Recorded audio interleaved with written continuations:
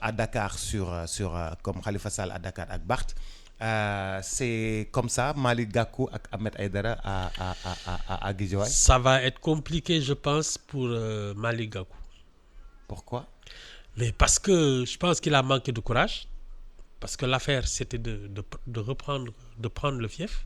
Bon, il a délégué ça à Ahmed Aïdara. Il ne voulait pas perdre devant Aliou Sall. Mais pour moi, c'est une erreur. Parce que maintenant, c'est Ahmed Aïdara le patron. Ce n'est pas Malick Gakou. C'est terminé. Le gars qui décide... Parce que être maire de ville, c'est un grade politique. En politique aujourd'hui, Ahmed Aïdara a un grade. Malick Gakou n'en a pas. Maintenant, soit il a les moyens, mais il a Malick plus Gakou d'expertise. moo ko yónni moo ko jàppale moo ko financé moo nekk ci ginnaawam. Boubs. waaw Boubs. Gis nga nit ki balaa muy toog ak nit ki toog ba pare. bokkutuñu. C'est valable pour tout le monde. bokkutul. léegi Ahmed Aïdara fi mu toog. mais neex Malick Gakou naqari ko. Mais tu vas voir des gens venir lui dire yow sa grand bi sax xamul ne yow léegi yaay maire de la ville pousse ko ñun ñoo lay jàppale ci li nga bëgg. Qu'est-ce qui va empêcher ça? C'est lui qui a la signature, c'est lui le patron. Su ko Malick Gakou bëggee angale nag mu ne ko attention c'est moi le maire ah voilà. Et la mairie quand même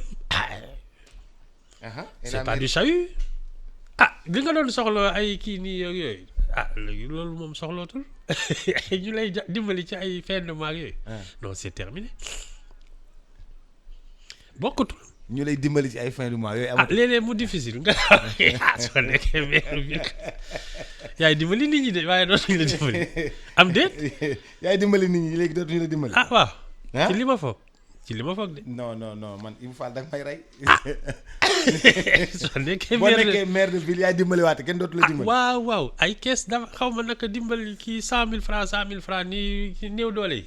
ndegam mën nga ko kay xanaa mën nga ko. kees boobu nu mu tudd. foog naa du caisse d'avance la wala xaw ma nu mu tudd. kees bi day sànkaate de.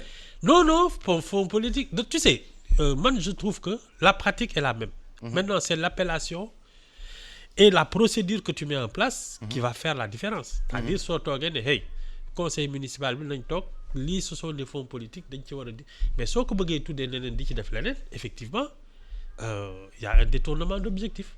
Mais soo dee ñun voilà nous sommes dans une ville où le pouvoir d'achat est bas. Les gens ont besoin d'aide. nañ ko defee nii tu as la légitimité de faire ça. C'est tout. soo defee leneen yaa tooñ sa bopp. fu mu ne nii daal. mooy dimbali àtte de Ahmed Aïdara. mooy dimbali. non mais Ibou Fall. am déet. kay mooy dimbali waate. jeex na. bokkutul di. man kay TER bi laa bëgg a xam ndax de escale Guédiawaye. non du escale Guédiawaye. booy demal fu la neex mais bul ñëw suñu koñ. waaw bul ñëw suñu danaa ñëw nag. bul ñëw suñu koñ. danaa ñëw xool ni mais quand même il a été courageux Mame Gor Diazaka a été courageux. Ahmed Aïdara a été courageux. Oui, bien Ndoye Bane sûr. a été courageux. Oui. Vraiment ils ont eu du courage et ils ont osé quoi. Ils ont osé et justement parce qu'ils ont profité de ce que la loi électorale permettait. Et notre environnement. Moi, ce que je crains, justement, c'est que ce genre de système qui autorise un peu des gens qui n'ont pas les aptitudes manifestement à gérer des communes, qui puissent en avoir la direction, parce que c'est de l'administration.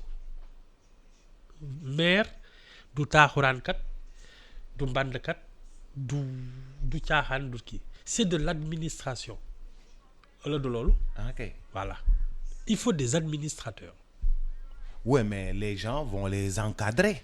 Parce que C'est kenn du leen bàyyi noonu dañ leen di c'est encadrer. pas la même chose. Tu sais, quand tu es dans cette perspective-là, muy sa vocation, déjà yow soo moytul avec la pratique de l'administration da ngay dem ba am vision. Parce que à force de voir ce qui ne marche pas, tu as un regard global sur ce qui doit être fait. Et c'est ça la vision politique. Parce que da nga ciy yàggate nekk xam nga.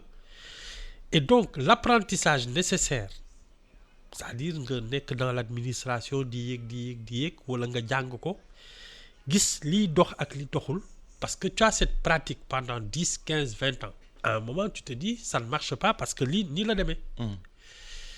Ça, pour moi, ça doit être obligatoire pour avoir des postes.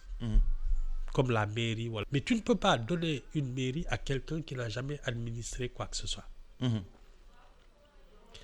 Parce que, en fait, en réalité, ce ne sera qu'un délégué. Parce que ni ont compétence.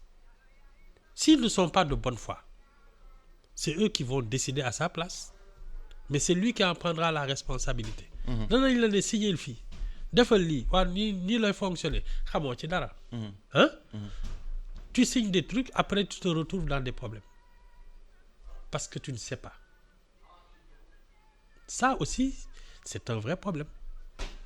dëgg la El Hadj Ibou Fall ñoo ngi lay gërëm di la sant ñoo ngi lay gërëm di la sant di dig daje ëllëg bu soobee yàlla. waaw waaw. incha allah ñu waxaat ci rek. ñu waxaat ci incha allah jërëjëf merci beaucoup. Publicité sur iRadio.